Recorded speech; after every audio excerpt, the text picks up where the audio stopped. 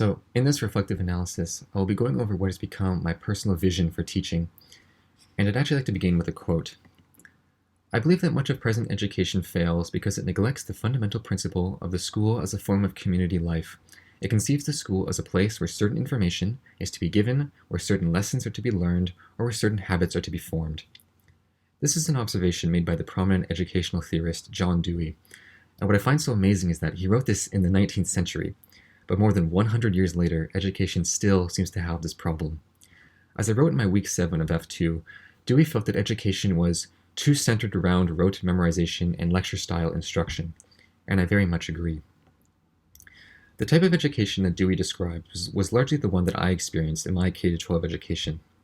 Theorist Dan Lordy talks about the apprenticeship of observation that teachers supposedly undergo before arriving in a B.Ed program, based on their observations of what teaching is like from when they were a student.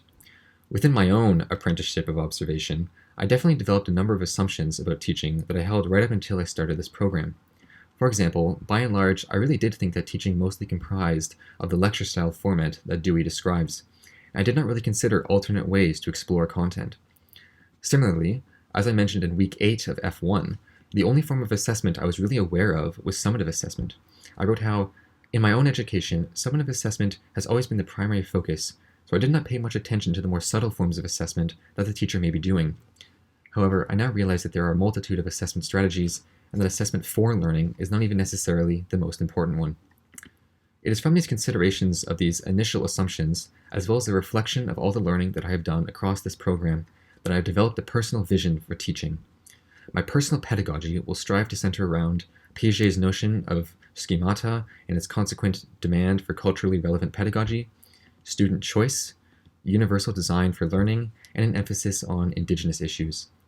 So let's look at each of these individually so I can explain my rationale. To begin, I wish to teach with Piaget's notion of schemata in mind. In my F1 reflection analysis, I briefly mentioned this in the context of constructivist learning, but my thinking on this topic has since expanded. At the time, I wrote how I now feel committed to the constructivist theory of learning, which argues that students construct their own knowledge based on their pre-existing schemata, and that much of their learning will be socially and culturally informed. Therefore, rather than taking in content, students actually build up their own understanding. To elaborate on this further, schema is a person's generalization of their past experiences and prior knowledge that they use to construct their understanding of a topic.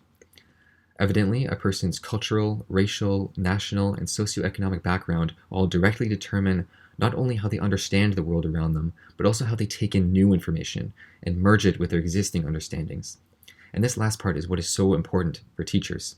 Every single student is going to have a unique schema or prior knowledge of a topic, and a unique way of taking in new information we provide them with and merging it with their schema.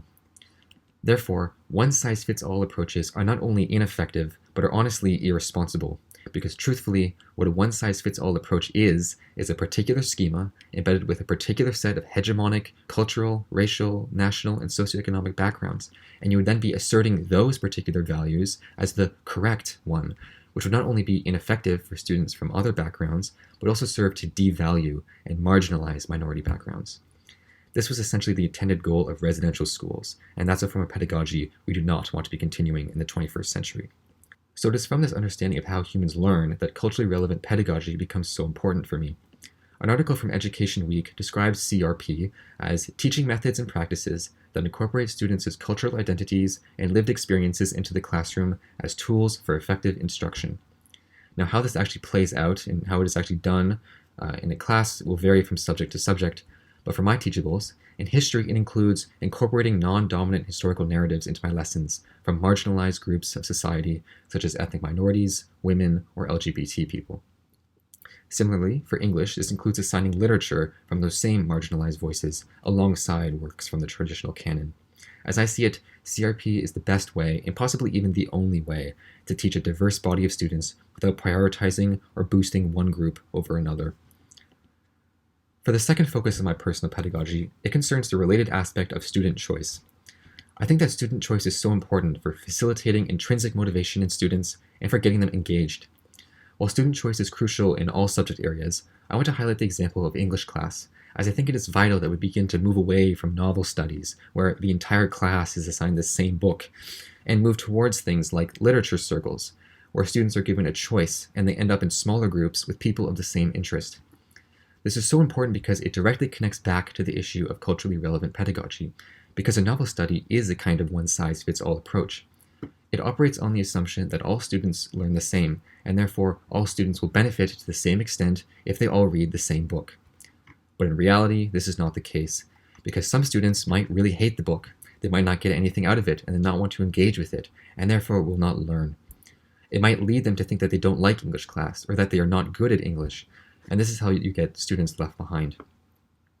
Whereas student choice, I think it can help avoid this, and can get all students interested in reading and writing.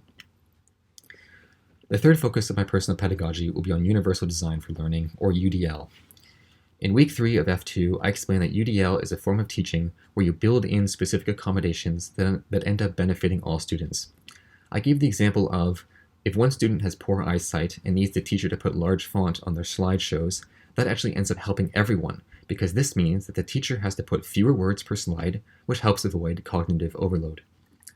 In general, I think that UDL is so important because if implemented correctly, it can help to avoid stigmatization that can come with student-specific accommodations, and then at the same time, it boosts everybody. It's a beautiful reminder that students with exceptionalities are not a hamper on learning, and their specific needs don't hold other students back, but rather they provide the entire class with a boost. They are added value, and they contribute to other people's learning. Finally, in my personal pedagogy, I want to place an emphasis on Indigenous issues. To explain why it is so crucial that we address Indigenous issues in class, I will go back to my F1 Week 3 response about the OCT ethical standards and how they relate to our responsibility as educators to address Canada's history of residential schools. In response, I wrote that, looking over the OCT's ethical standards, it becomes apparent that it is quite literally a part of a teacher's job to accommodate and show respect for Canada's Indigenous communities.